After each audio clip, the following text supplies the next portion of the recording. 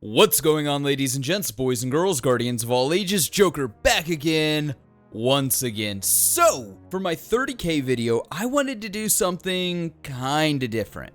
Now, we know what I think of Bungie management and the way that they've handled Destiny 2.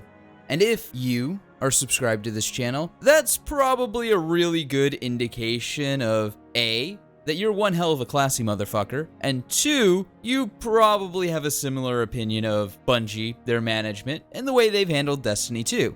But if only the woodpecker sighed, if only there's a way to know what Bungie employees thought of Bungie management. Huh. What's that sound? Oh, look at that. As if descending from on high, Glassdoor. Well, consider me fucking interested. Now, what exactly is Glassdoor? Well, it's basically a workplace review site. For the sake of argument, for the pinch of salt you should take with this, I'm not entirely sure what criteria one needs to provide on this site in order to submit a review. So, although this won't stop us from having a good chuckle at some of these reviews, as I said, would take it with a grain of salt. I want you to take the information provided here and other places like Kotaku from notable Destiny insider Jason Schreier, and I want you to combine all this information and draw your own conclusions. And with that disclaimer out of the way, let's go ahead and jump into a little bit of a cathartic schadenfreude. So over our wondrous journey, one of the things that keeps popping up in regards to Destiny is the ambitious content release cycle is really hurting them. I think you might remember that after Destiny 1, they had 2 DLCs, Dark Below and Greta's End. And then after Taken King, what they did was, and I reported this on Kotaku, what Bungie decided was, we can't do this anymore. This is just too much. This is too hard for us to do. The tools that we work with are really hard to deal with. It's hard for us to make this much content. It's just hard making content in general.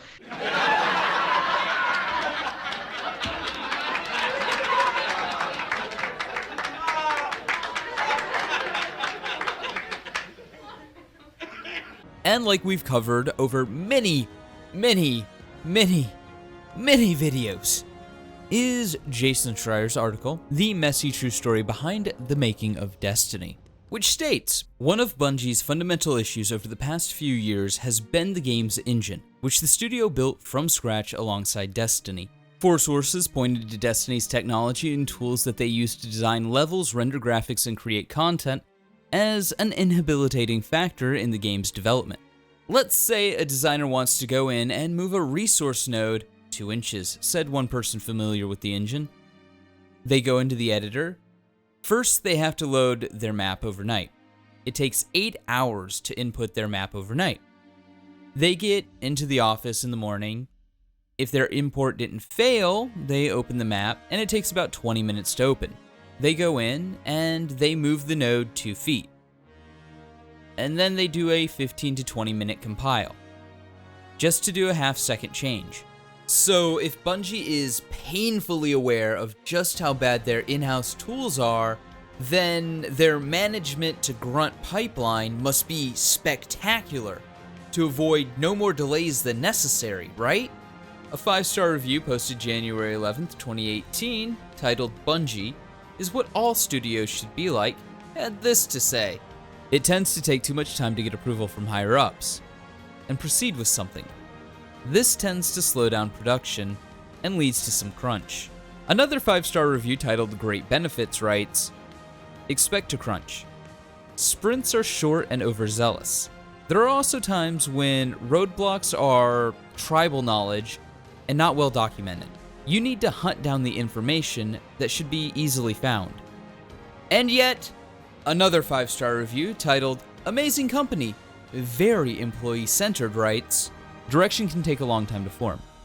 Very large, slow-moving beast. Tools are proprietary, and tool team is understaffed. This adds up to not the worst, but definitely not the best tools to work with. Their advice to management states, more drive and a clearer vision would help. That's always getting better, but currently still has a long way to go. The size and scope of the project makes it difficult, but overall, the company is sometimes very slow to pivot. And yet, another 5-star review states, Bungie Incorporated. Cons: periodic crunch, politically charged, upper management resting on laurels, grew very fast. And yet still, another 5-star review titled Great Experience at a highly sought after video game company had this to say. Small company that got uber famous with Halo and has some kind of crazy expectations to live up to with Destiny. Sometimes the upper management is a little misguided on what they should be doing, and that results in a lot of internal churn to get content out the door.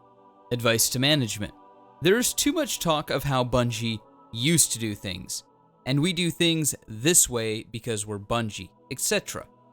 Let that go. Reinvent how Bungie approaches things, and get over the pre-Halo stigma that is hanging out with some of the long-tenured people. It's pretty alienating, and old Bungie only makes up 5% of the studio anymore anyways. One of the things that it's important for you to notice is look up my sleeve.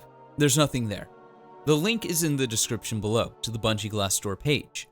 And to give Bungie the best argument possible, the best case scenario, the best everything for that section, I only used 5-star reviews from over the past 3 years, talking about management, and only as it pertained to what employees thought affected the way that content was made and shipped.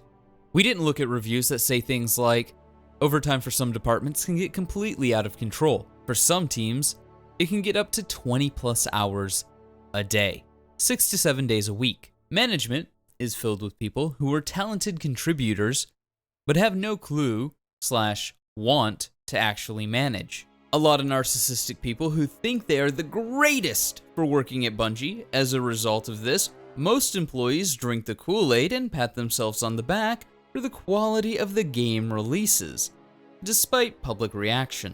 Or, crunch falls more heavily on certain departments than others, due to an attempt to maintain a good work/life balance, i.e., some people will end up working 100 hours a week in order to do the work of people who refuse to work more than 40.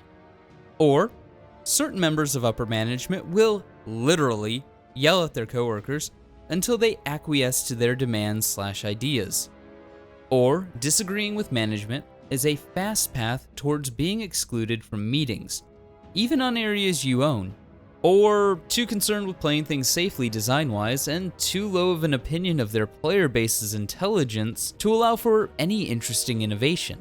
And, or, most importantly, a lot of, well, I made Halo, so obviously, the way I want to do things is the right way attitude amongst the older employees. Yeah, what was the last Halo that Bungie made like? Oh yeah, it basically killed competitive Halo overnight. So there is that. I guess you created that. Yeah, you kicked the golden goose there in the fucking balls, and it hasn't recovered since. So good on ya, I guess.